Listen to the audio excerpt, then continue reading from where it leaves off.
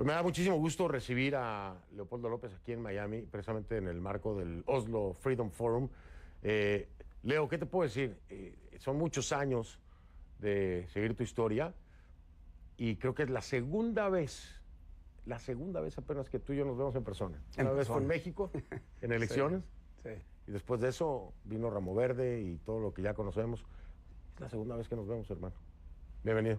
Muchas gracias. Y aprovecho, Fernando, para darte las gracias por todo lo que hiciste, no solo por mi caso, que lo agradezco en lo personal, sino por Venezuela, por los presos políticos, por el acompañamiento que le has dado a el tan complicado, pero tan necesario de explicar el tema Venezuela. Y de verdad, de corazón, gracias por todo lo que has hecho por los presos políticos. No hay nada que agradecer. Ojalá pudiéramos hacer más. Leopoldo, definitivamente es algo que al día de hoy no se ha podido resolver. El régimen sigue usándolos como moneda de cambio. Lo vimos con el propio Freddy, ¿no?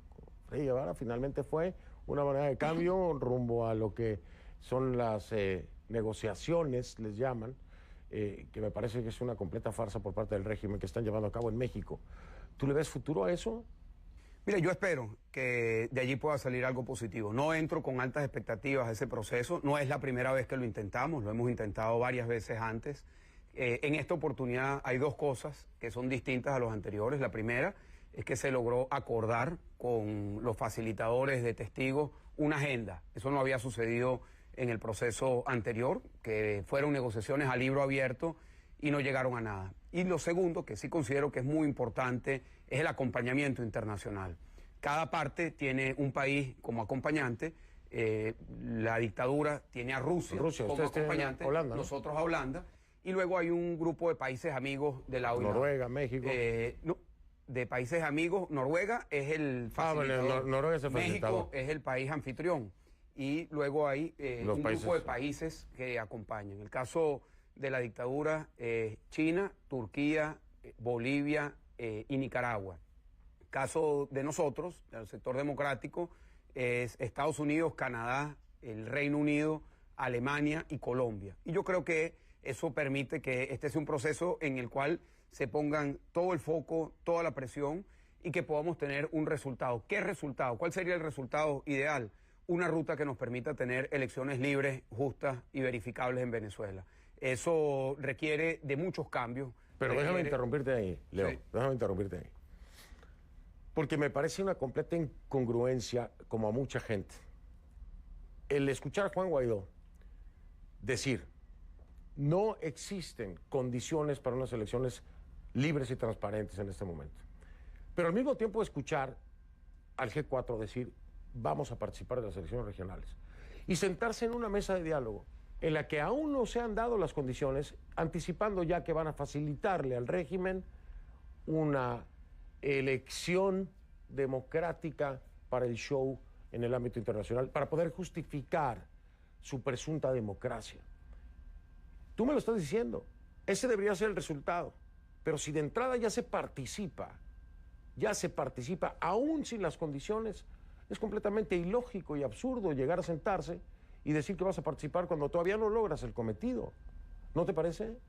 Mira, las elecciones que están planteadas para noviembre de este año no son unas elecciones, son un evento que ha convocado la dictadura en el que no hay condiciones para que sea una elección libre. ¿Por qué el G4 participa?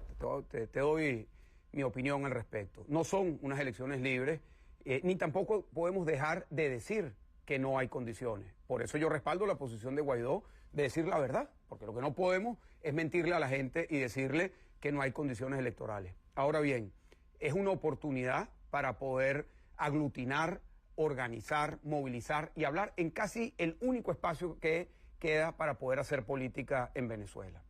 Yo en lo personal no creo que ese es un proceso en el que se debería de haber concurrido. Sin embargo, el diálogo, nuestro partido... la negociación. De la elección. De la elección. Sin embargo... ¿Tú crees que no se debe haber concurrido? Claro, porque no hay condiciones. Okay. Sin embargo, en nuestro partido, Voluntad Popular, se dio una discusión con todos los liderazgos de base, con los liderazgos regionales, y la decisión fue que esto era una oportunidad para luchar.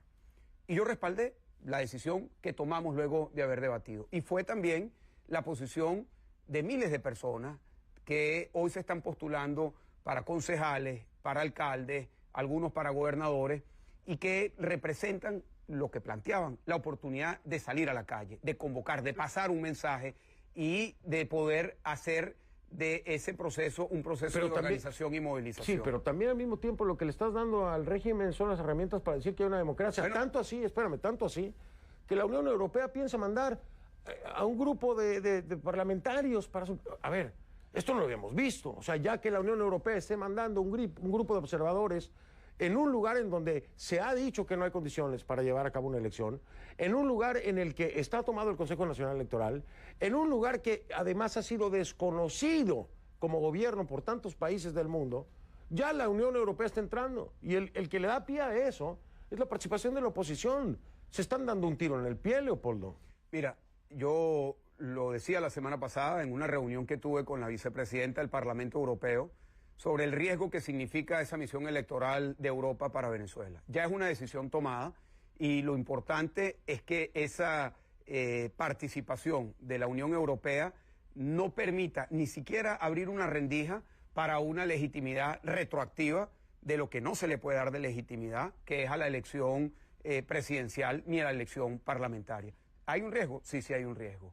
¿Es un tema en donde se ven incoherencias? Sí, como tú lo estás diciendo, pero también es un espacio en el que se puede organizar, movilizar para la lucha, para enfrentar a la dictadura. Fernando, hermano, mira, nosotros hemos hecho todo y tú has sido testigo, tú has sido un relator de toda nuestra lucha. Nosotros hemos negociado no una, sino varias veces. Hemos salido a la calle no una, sino decenas de veces. Hemos entregado muchos de nosotros nuestra libertad. Muchos han tenido que salir al exilio. Hermanos míos de lucha han sido asesinados por la dictadura. Hemos salido a votar y hemos ganado. Hemos salido a votar y hemos perdido. Hemos hecho de todo. Y lo más importante es que nosotros no dejemos de luchar y que no perdamos la esperanza. Y que aprovechemos cada espacio. Te faltó algo que quiero que lo rescatemos, por favor, Leo. Porque mucho se habla de la intervención militar, ¿no? Y siempre lo hemos discutido tú y yo, ha sido un tema entre tú y yo.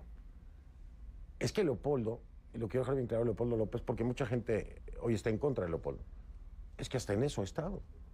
Ese intento fallido de levantamiento que se dio, ahí estuviste, y arriesgaste la vida, y hubo disparos, y era enfrentarse precisamente contra los militares, ¿correcto?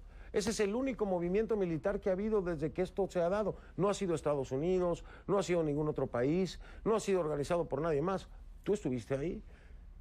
¿Cómo es posible hoy, Leopoldo, que pretendan empezar a recibirte aquí mismo en Miami con protestas en contra tuya? Después de haber sido el ícono que fuiste de la esperanza y la posible libertad de Venezuela con tu entrega, con imágenes increíbles que yo creo que no se van a repetir, irrepetibles para mí, desde mi punto de vista, no como un fanático, sino como un periodista que presenció esa historia.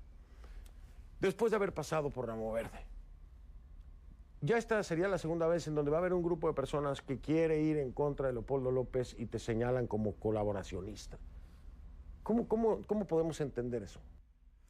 Mira, Fernando, yo primero respeto la posición que pueda tener cualquier persona de protestar. Ahora bien, también yo puedo responder. Que me digan que soy un colaboracionista de la dictadura, yo creo que es jalar un poco las cosas. Yo creo que queda claro para los venezolanos y para quienes siguen el tema de Venezuela que siempre he estado enfrentado a la dictadura. Ese es el adversario a derrotar. Ese es el enemigo que tenemos todos los venezolanos, la dictadura de Nicolás Maduro, que nos ha traído a la miseria, el hambre y el dolor que estamos sufriendo los venezolanos. Fíjate que a nosotros nos atacan de todos los frentes. La dictadura dice que soy un terrorista. Y hay un grupo de personas que dicen que somos colaboracionistas. Eso me recuerda a mí, a una persona que a mí me inspiró para meterme en la política. Fue Rómulo Betancourt. Rómulo Betancourt, cuando comienza el proceso democrático en Venezuela, en el año 1958, tuvo que enfrentar a Trujillo, el dictador dominicano, que le hizo un atentado para matarlo. Y ese mismo año tuvo que enfrentar a Fidel Castro, que organizó una invasión a Venezuela. Nosotros estamos muchas veces enfrentados a extremos y lo que nos corresponde es unificarnos en una ruta que nos permita avanzar, en una ruta que nos permita abrir caminos donde otros no los ven. Pero entonces... ha sido un escenario en donde ha habido mucha frustración y yo entiendo y comparto la frustración, hermano, porque yo no puedo estar hoy en mi país. como millones de personas que no pueden estar en su país. Tengo a mi familia dividida, como la tienen millones de venezolanos. Quisiera que ya estuviésemos en democracia, en el camino hacia el bienestar de todos los venezolanos, pero no ha sido así. Ahora, tenemos dos alternativas. Tenemos la alternativa de rendirnos y arrodillarnos ante las circunstancias y empezar en una guerra de culpas, a ver de quién es la culpa de que Maduro siga en el poder, o podemos seguir en la lucha con humildad, reconociendo los errores, con visión estratégica, viendo cómo podemos hacer las cosas mejor, pero siempre avanzando. Me parece completamente lógico y coherente, Leo. Me parece lógico y coherente. Pero me hablas de una unificación que hoy por hoy es completamente cuestionable y que la gente deja de creer y por eso piensa que son colaboracionistas. Y te pongo el ejemplo más reciente. Julio Borges, primero justicia.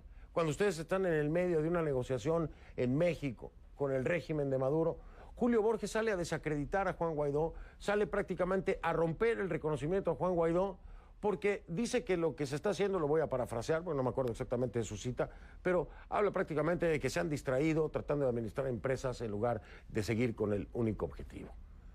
Y yo digo, ¿esa es la unión? Esa es parte del movimiento inicial. Es más, tiene una función Julio Borges dentro del el gabinete de Juan Guaidó. Y Juan Guaidó hace esto en este momento. ¿De qué uno me estás hablando? Les está dando un palo en la cabeza.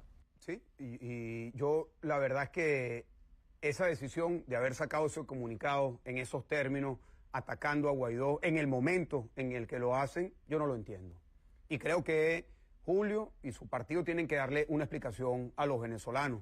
Pero creo que entrar en una discusión de dimes y diretes, sacar nosotros un comunicado y entrar en esa pelea entre unos y otros, no nos va a llegar a ninguna parte. Yo no sé cuáles son sus motivaciones. Creo que las tiene que explicar, porque es sospechoso la manera como ha venido actuando. Pero a pesar de todo eso, nosotros tenemos que evitar entrar en ese conflicto que es en donde nos quiere meter la dictadura. Mira, la dictadura, y eso pasa no solo en Venezuela, en Nicaragua, ha sido muy evidente. Y en todos los lugares en donde hay sistemas autoritarios buscan dividir, siempre dividir. Y en el caso de Venezuela utilizan la estrategia de Pablo Escobar, plata o plomo. Buscan dividirnos creando amenazas o ofreciendo algún tipo de beneficio, algún tipo de tranquilidad. Y ese es el principal enemigo que nosotros tenemos, la división. Ahora, ¿cómo planteamos la unión? Sí, esa es una discusión que hay que dar. ¿Es la unión que tenemos en estos momentos suficiente? ¿Es la ideal para dar esta lucha? Yo creo que hay que revisarla. Yo creo que tenemos que buscar cómo incorporar a personas que hoy no están en un espacio unitario, que no estamos todos juntos. ¿De qué me hablas? De María Corina Machado, Antonio Ledesma, Diego Arria. Y muchos otros. Pero esas voces tienen un peso muy importante. Claro que la tienen. ¿Las están escuchando? Claro que tienen una voz muy importante. ¿Las están escuchando? Bueno, yo por lo menos les tengo mucho respeto y los escucho. Y yo creo que hay que buscar unificar no solo ellos. Mira, pero insisto, es que Leo, vamos por partes. Tenemos este grupo de oposición, y yo lo digo, tú me conoces, que soy muy claro, muy frontal, yo lo digo en el programa y lo digo siempre, una parte de la oposición venezolana está tratando de negociar con el régimen. ¿Y por qué digo una parte? Porque hay otras partes muy importantes, que son tal vez completamente opuestas y radicales a la propuesta que ustedes tienen. Pues estoy hablando de María Corina, estoy hablando de Antonio Ledesma, estoy hablando de Diego Arria, están completamente en desacuerdo. No se está viendo representado.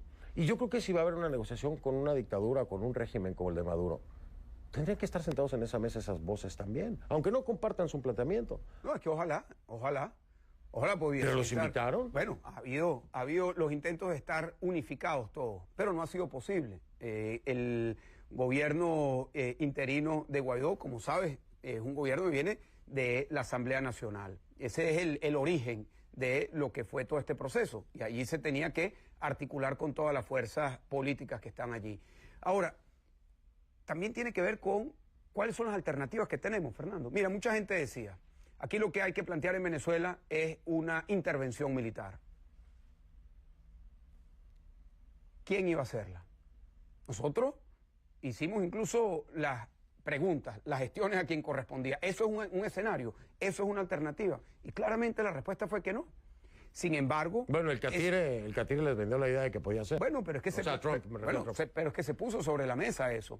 Y yo creo que eso generó en su momento una expectativa que se fue aumentando en el tiempo, con justificada razón por lo que tú estás diciendo, pero que al final fue una amenaza que se convirtió en una amenaza que ya no era creíble, porque no había la verdadera intención de hacer eso. Y tú sabes muy bien que eso es así.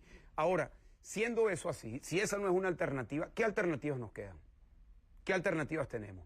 Yo creo que la alternativa en este momento es ver cómo existimos, cómo nos mantenemos organizados, porque nosotros estamos a esto de pasar a una etapa distinta, que es la de la cubanización de la sociedad venezolana, en donde ya ni siquiera exista la posibilidad de soñar con la libertad. Yo creo que lo que ocurrió en Cuba con las protestas de julio, lo más importante es que se rompió lo que era una idea que ya los cubanos no estaban dispuestos a soñar con la libertad y a luchar y a protestar, pero la aplacaron rápidamente. Nosotros estamos muy cerca de que se aplaque completamente la sociedad venezolana en función de su hambre y su disposición para que seamos un país libre.